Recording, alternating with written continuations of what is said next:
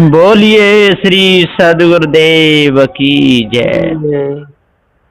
सदगुरु श्री कबीर साहेब की जय। विश्व वंदनीय संत सम्राट बंदी छोर सदगुरु श्री कबीर साहब जी, मेरे हृदय मंदिर के आराध्य परम पूज्य गुरुदेव जी, पूजा के योग्य सभी संत समाज में चरण कमलों में सिर झुका के 3 बार बंदी करता हूँ। बोलिए श्री सदगुरुदेव की जय।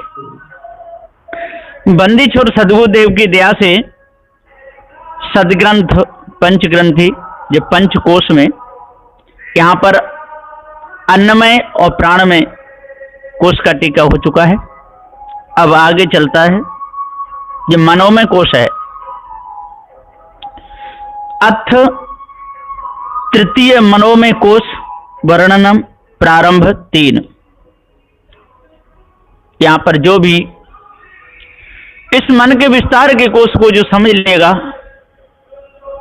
और मन को समझ लेगा तो उसका भावबंधन कट जाएगा, और नहीं समझा तो मन के चक्कर में पूरा जीवन बीत जाएगा, मिलेगा कुछ भी नहीं, भटक भटक करके 84 में लटका रहेगा। तो यहां पर सदगुरुदेव जी कहते हैं इस छंद में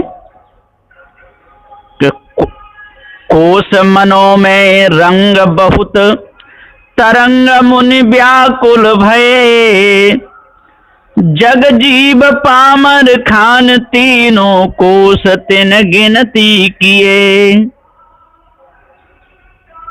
सदगुरुदेव जी कहते हैं कि कोश मनो में रंग बहुत, जो मनय में कोश है इसमें बहुत रंग हैं, बड़ा विशाल चक्र है मन का।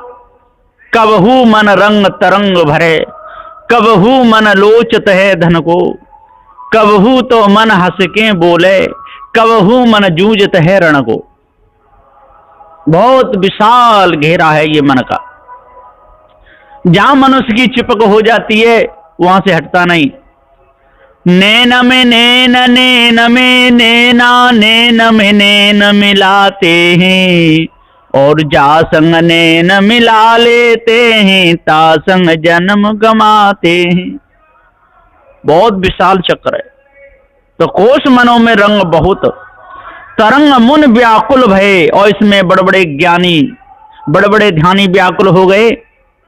ब्रह्मा विष्णु जैसे नहीं बचे, व्याकुल होकर के मरे। नारद जैसे नहीं बच पाए, श्री सुखदेव जी से नहीं बच पाए, वशिष्ठ मुनि जैसे ज्ञानी नहीं बच पाए, बृहस्पति महाराज जैसे धोखे में रहे, चंद्रमा दत्तात्रेय दुर्वासा बहुत व्याकुल हुए। कहां तक गिनती कही जाए। श्रृंगी ऋषि जैसे बन भीतर मार डाले, विषय वासनाओं में फंसे।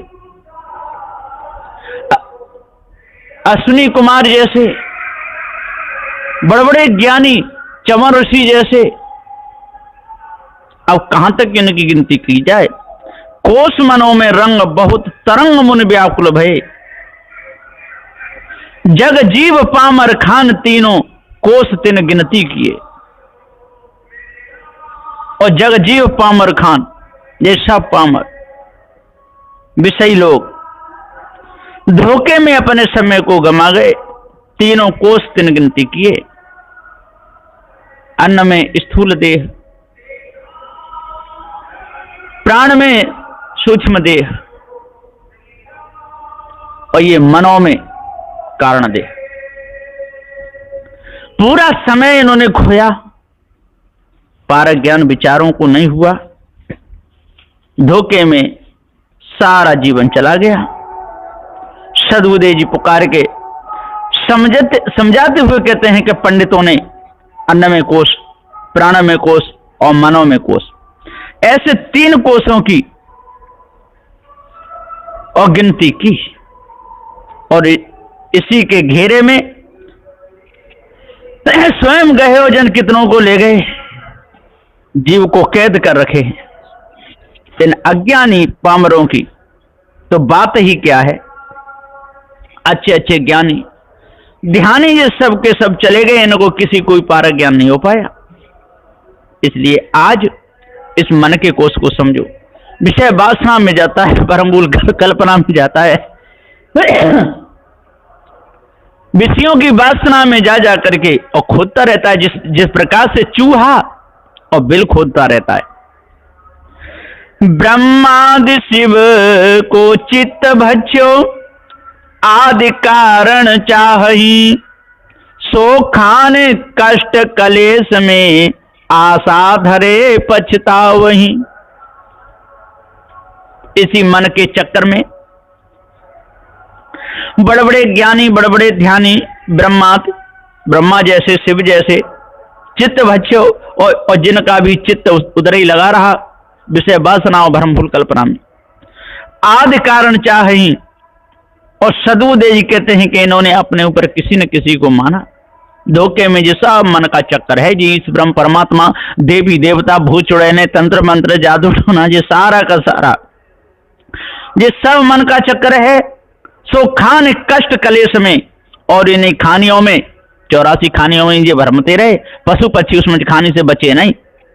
आशा धरे पछतावहि, और इसी आशा में इन्होंने पूरे समय को निकाला, कहां बचे। ये बड़े बड़े ज्ञानी, बड़े बड़े ध्यानी तो कहलाए, इनके ग्रंथ भी बहुत अच्छे चल रहे हैं, 4 वेद 6 7 18 पुराण जी कोई मामूली नहीं, लेकिन सब में सब मन कल्पना भरी है। सब मन के चक्कर में ही डूब डूब के चले गए, चाहे स्त्री हो चाहे पुरुष हो। जिसने अपने से भिन्न देह लगाया, अपने से भिन्न मन लगाया, अपने से भिन्न लक्ष्य लगाया, तो वो बच नहीं पाए विषय वासना और भ्रमफूल कल्पना से। ये सारा मन का विस्तार है। हे सज्जनों, जब तक इस मन के विस्तार को पूरा नहीं समझोगे, और तब तक अपने आप को भूले ही रहोगे। मनोमय कोश विस्तार बहु, कहें मुनीश्वर वेद, कारण देह आशा वधे, प्रत्यक्ष मन को भेद।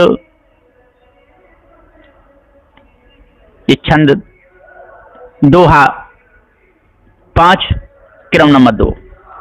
सदगुरुदेव जी हम पुकार के समझाते हुए कहते हैं कि हे भाई ज्ञानी विद्वानों, इस मनोमय कोश का बहुत ही विस्तार करके वेद प्रमाणादि से ऋषि महर्षि मुनीश्वरों ने शास्त्रों में वर्णन करके कहा है, परंतु कल्पित ईश्वराद प्राप्ति की आशा या अध्यास रूप संस्कार कारण देह में टिका करके सब मुनि वर्ग आदि बंधायमान हुए हैं।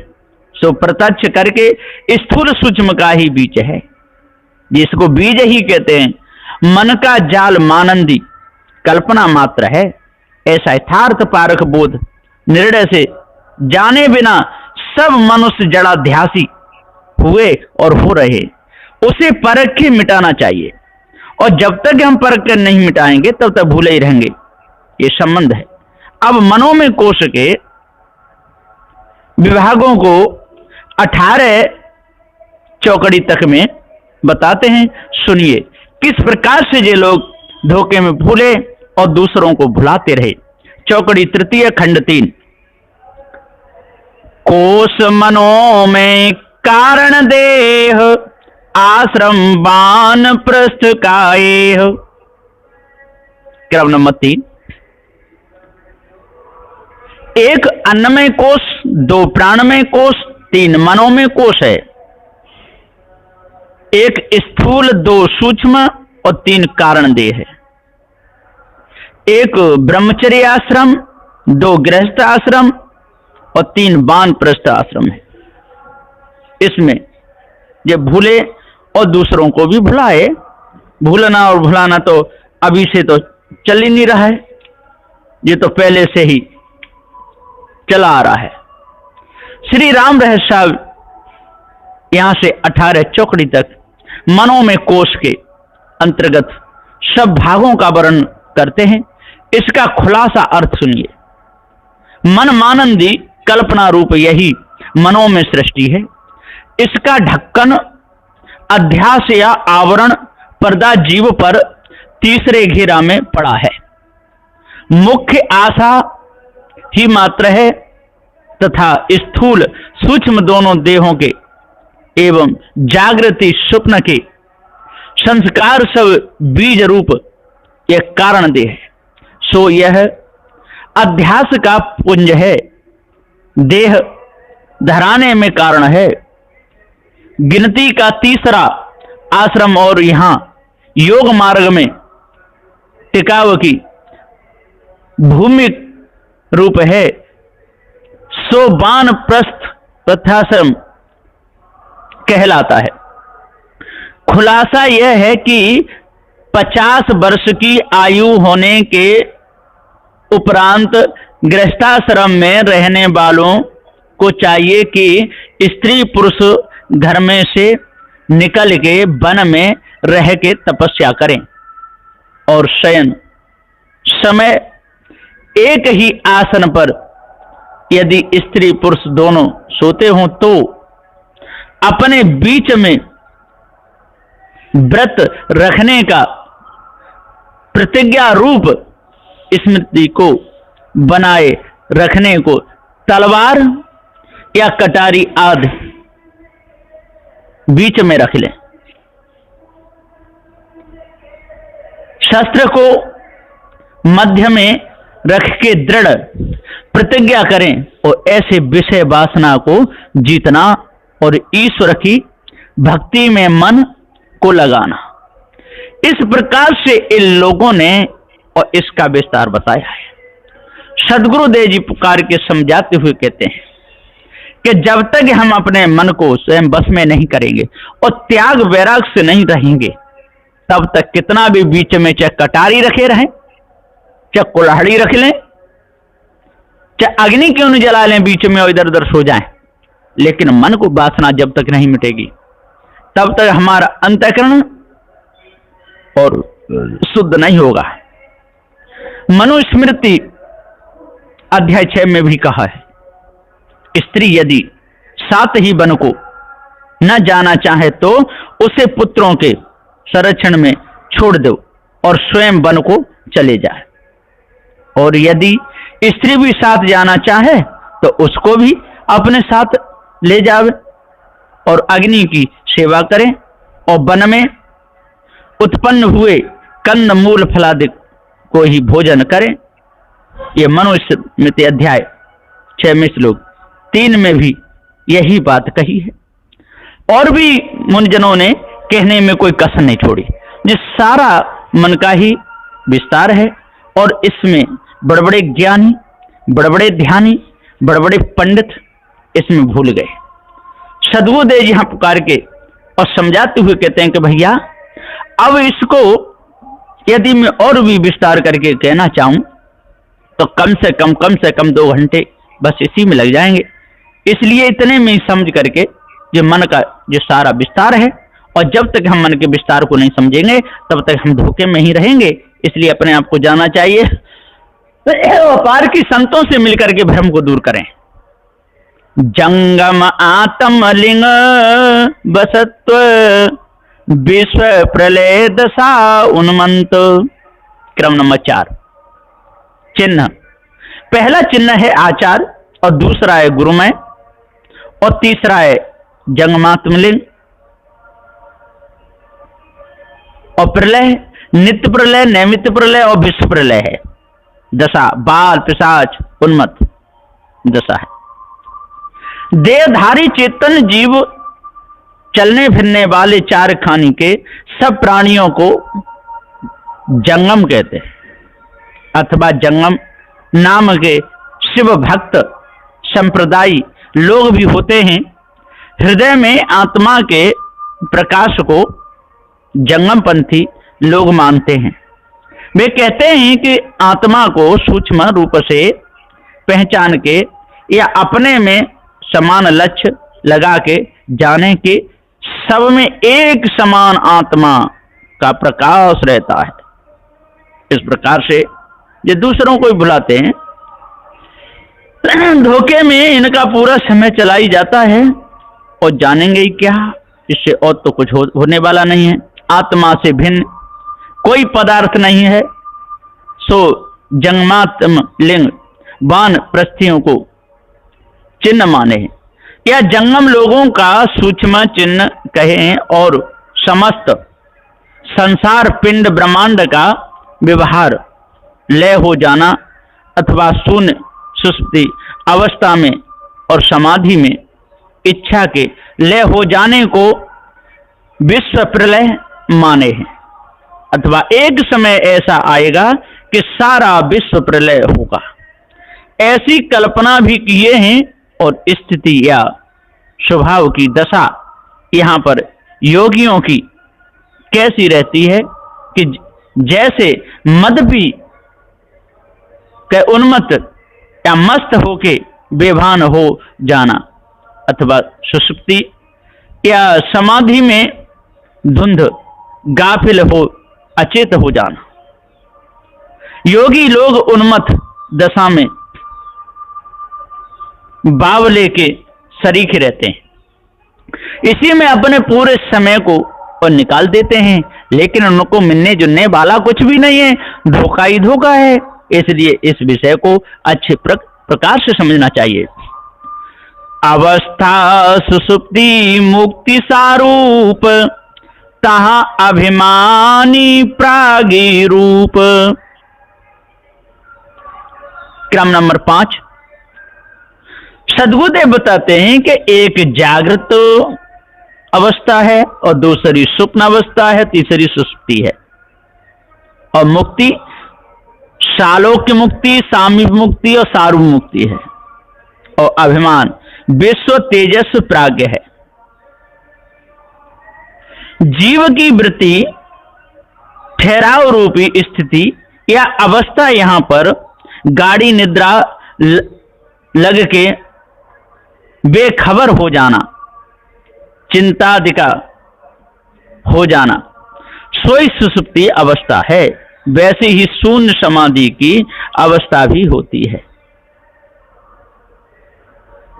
विष्णु शिवाद इष्ट देवताओं के समान रूप अपने भी धारण करके जगत के दुखों से छूटकर उन्हीं के लोक में रहना, ऐसी सारूप्य मुक्ति मानी है। वहां मनो में कोश की विशेषता बताई है। देह में साधने के अभिमानी योगी लोगों का निवास हो, सूक्ष्म अभिमान का स्वरूप या आकार ऐसा रहता है।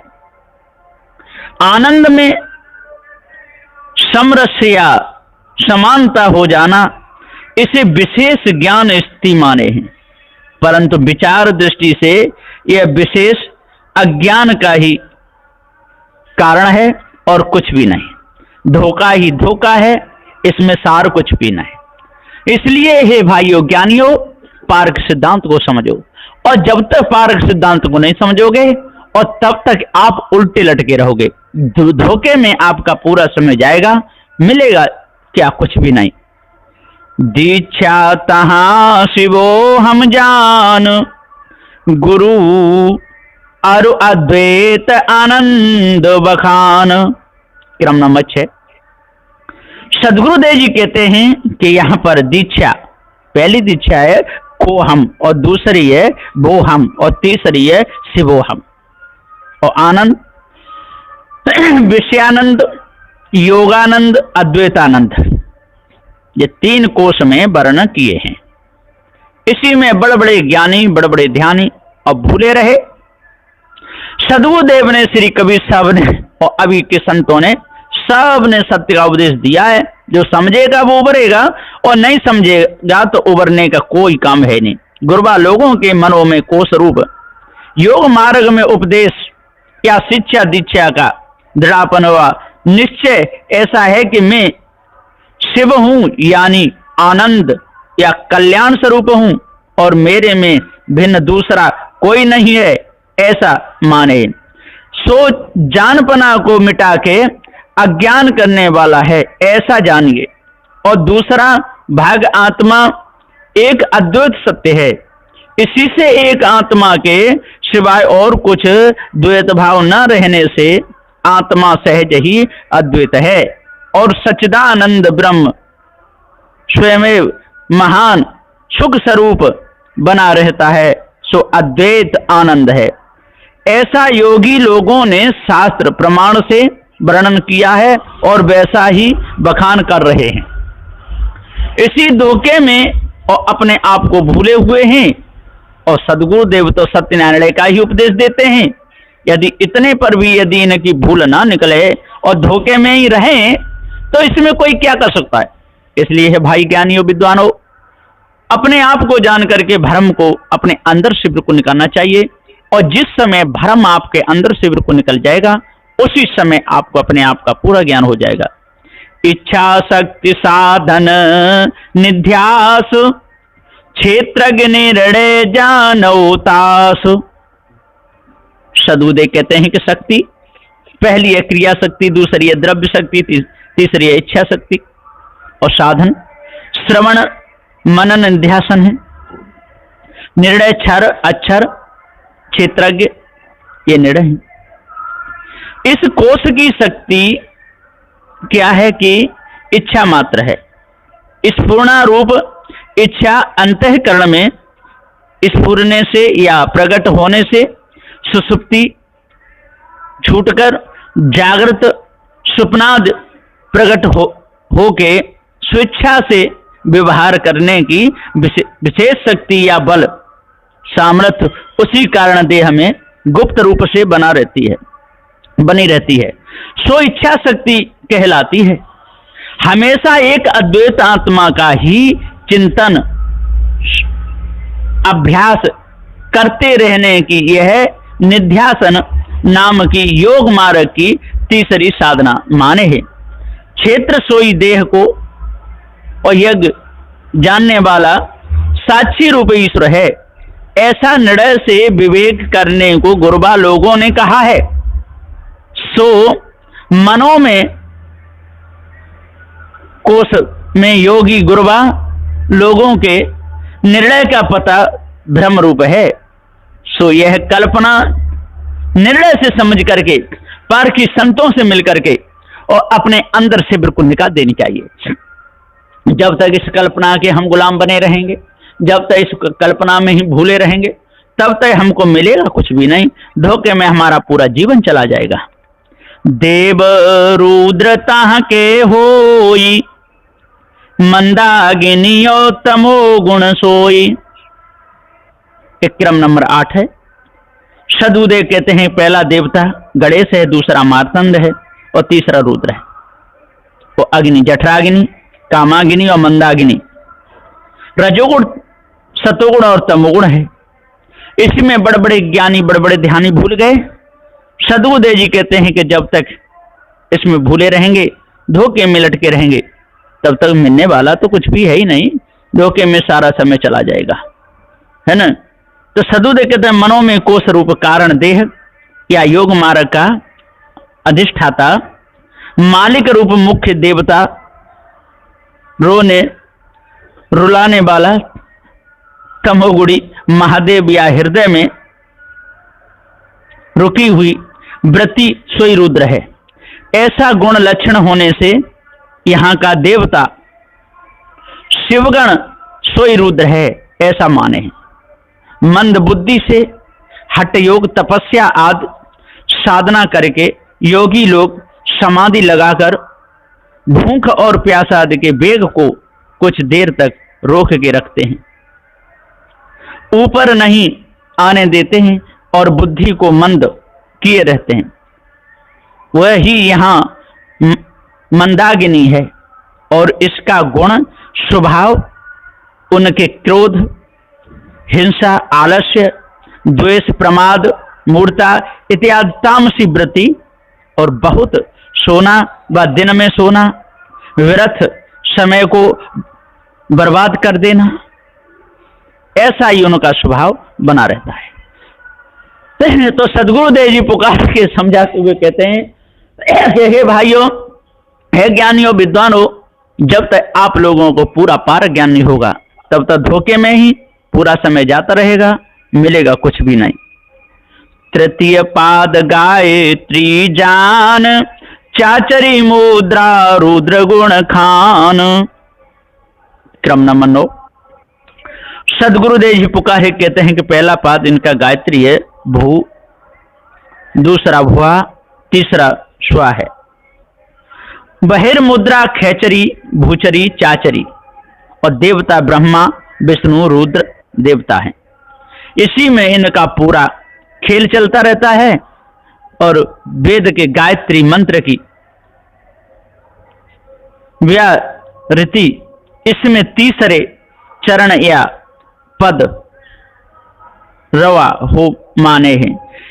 यह स्वा को ही सत्य कहते हैं। यह अग्नि तत्व वाचक है, ऐसा जान लीजिए। और दोनों नेत्रों की पलकें लगा के बंद कर अंगुली से जरा दबाकर भीतर ही भीतर चमचम रूप प्रकाश को देखना, उसी में मन को लगा के एकाग्र कर देना, ठहराना, उसे चाचरी मुद्रा माने है। शंकर का गुण सोई तमोगुण है तथा तमोगुण का देवता रुद्र कहे हैं। और इस गुण से उष्मजाद चार खानी में नाना योनियों की उत्पत्ति होती है। यह रुद्र गुण खानियों में जीवों को जाने का है और सब खानियों में संस्कार के अनुसार स्वभाव प्रकट कराता है। इस प्रकार से ये लोग ऐसे में भूले रहे, धोखे में चलते रहे, मिला तो कुछ भी नहीं, धोखे में ही अटके रहे। और धोखे में अटकने से मिलता क्या है? कुछ भी नहीं, धोखे में तो धोखा ही है।